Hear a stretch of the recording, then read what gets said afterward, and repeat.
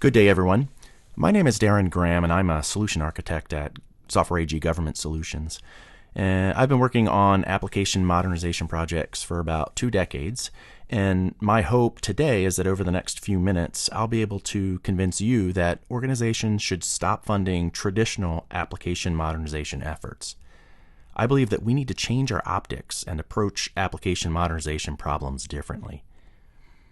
Now, when I talk about application modernization strategies here, I'm talking about application replacement, the rip and replace approach that's commonly employed across the federal government.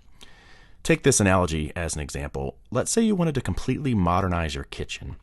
You'd probably replace your cabinets, the appliances, plumbing fixtures, furniture, lighting, maybe even flooring. You'd demolish all these components and you'd discard them all to make room for new ones.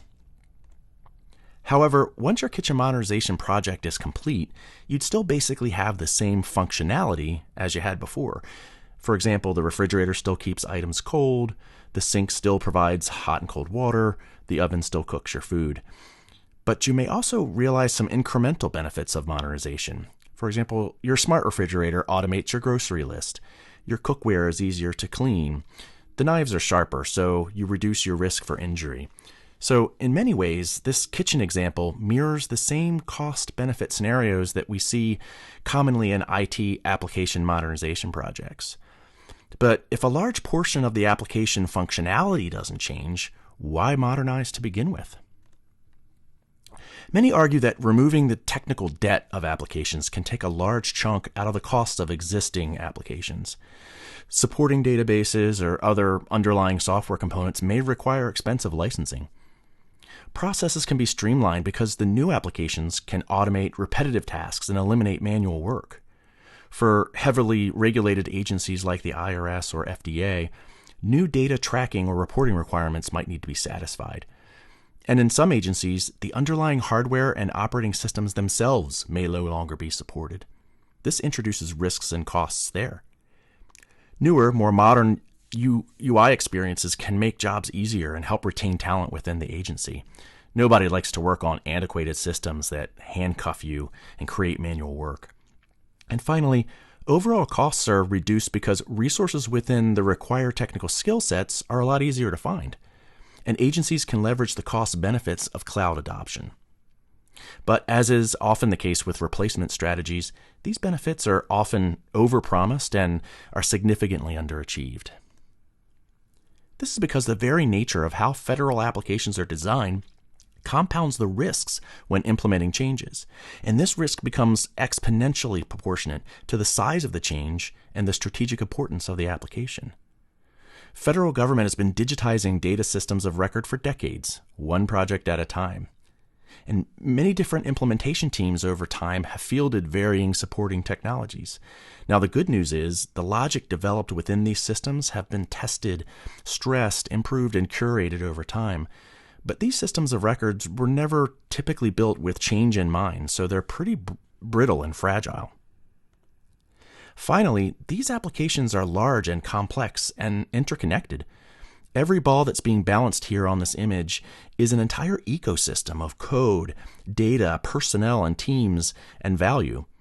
A change to any one of them can and often does affect them all. And of course, we need to account for the added complexity of creating new systems and moving existing systems to the cloud. These point-to-point and ETL-based interfaces add to the complexity, and it makes it harder and more expensive to maintain. Enterprise connectivity needs to be reimagined.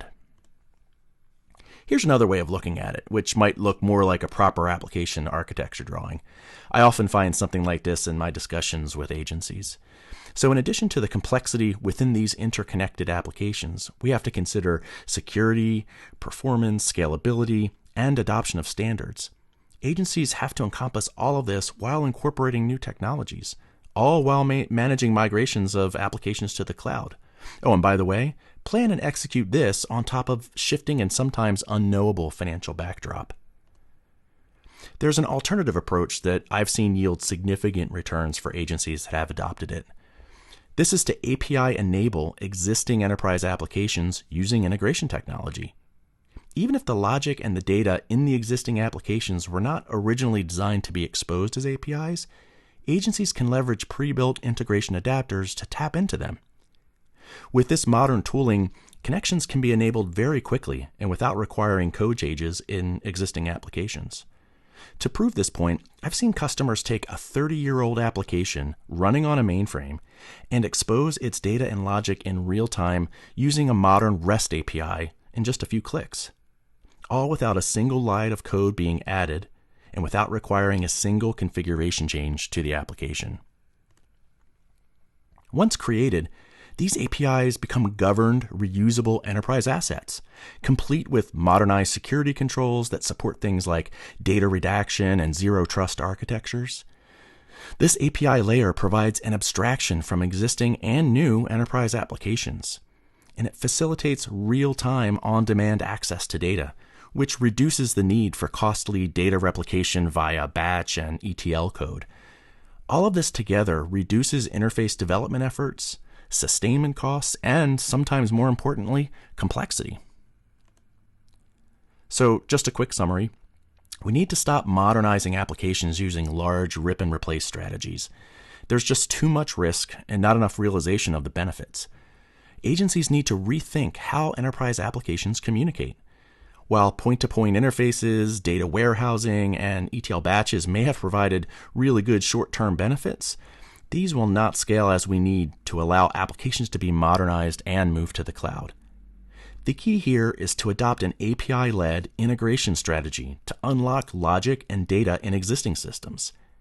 This will provide the agility that the enterprise requires to be able to transform itself well into the future. Thanks for watching and listening to my talk today. I appreciate you taking a few minutes to hear about how we can stop modernizing IT the old way and embrace API-based integration technology to finally realize the benefits of enterprise agility. Have a great day.